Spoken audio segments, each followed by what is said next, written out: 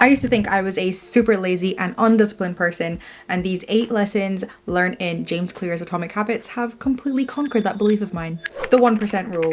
James Clear talks about the 1% rule as a way to break down this big massive change you want to make in your life into very small, relatable, realistic and actionable things you can do on a daily basis. And the 1% rule, really, if you think about it, feels like barely anything on a day-to-day basis. And for someone like me that was really trying to make big changes to my life in terms of I wanted to change fundamental aspects of my habits, breaking them down into 1% changes, i.e. things that are small enough that I could do daily and consistently, make the overall big change seem a lot more achievable. And it actually combines really well with another concept from the book, that you need to shift your focus from the outcome to the actual habits that make up that outcome. Because your end results will come if you focus on the right habits. Like, you don't have to worry so much about the end results and making sure that they'll actually appear in your life, as long as you do those 1% changes in the right direction. The next lesson is never missing twice. And let me tell you,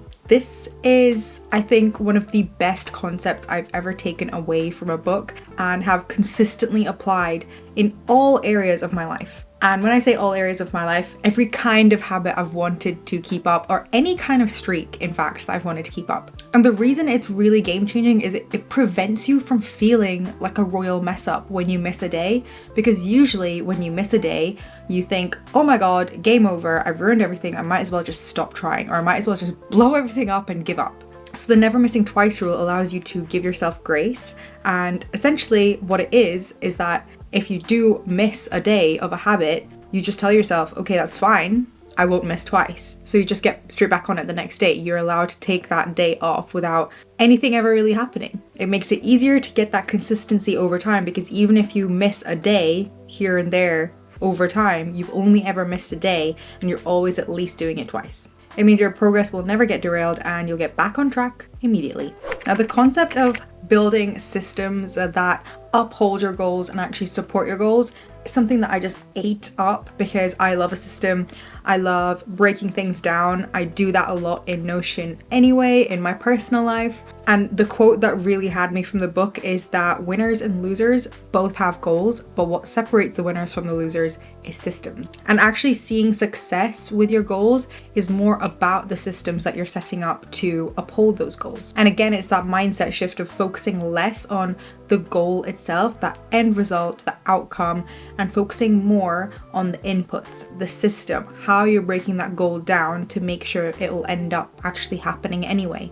Breaking the goal down into a manageable system, filling the system up with 1% improvements, and then just letting success come to you.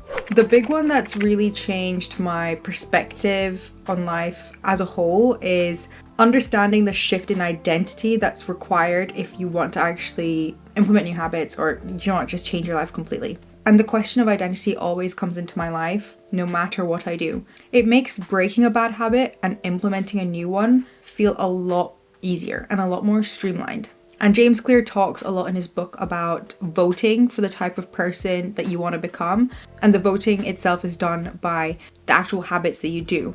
And it's all about kind of transforming the type of person you are that sets the kinds of goals and ambitions that you've set yourself, without just focusing purely on the goals and ambitions. It's like saying the goal isn't to eat a salad every day. The goal is to actually be the kind of person that values the kinds of foods they eat. The goal isn't to hit 10k steps every single day. The goal is to become the type of person that loves to go for a walk after work to clear their mind. You can consistently vote for this new person, embrace this identity shift by consistently making those small wins and asking yourself, okay, I'm tempted to stay in tonight and not go for my walk, but would the type of person I'm trying to become do that? And it's so easy to just be like, no. Then I go for my walk. Understanding that success isn't linear is something that can be applied to life even outside of habits. It can be applied to applying for jobs, your actual success in a job, your success in a business. It's always the success that we see and focus on. It's never the journey to the success itself. We can't ever see the down days and the days that were really hard to actually get through in order to get to that eventual success point. The fact that getting to that success point meant a lot of this. We can't actually see that. We never really focus on that because that's not what we're meant to see.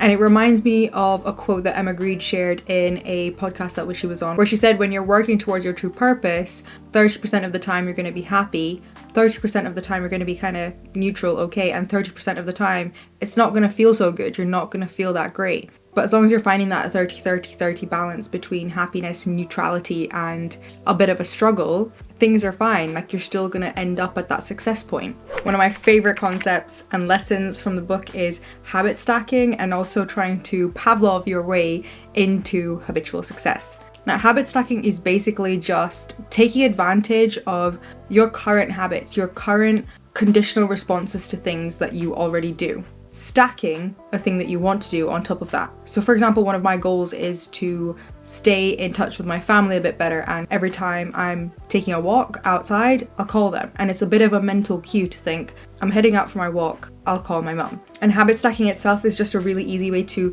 make those new habits convenient to do, because you're not exactly doing anything new, you're already doing some form of thing, and you're just attaching the new thing to it. James really emphasizes the importance and the power of the influence of your environment and friends on your success rate with your goals, and your ability to actually change your habits to ultimately achieve your goals. And the quote that he put in the book, which just kind of blew me away, was the fact that you're 50% more likely to be obese if you have an obese friend.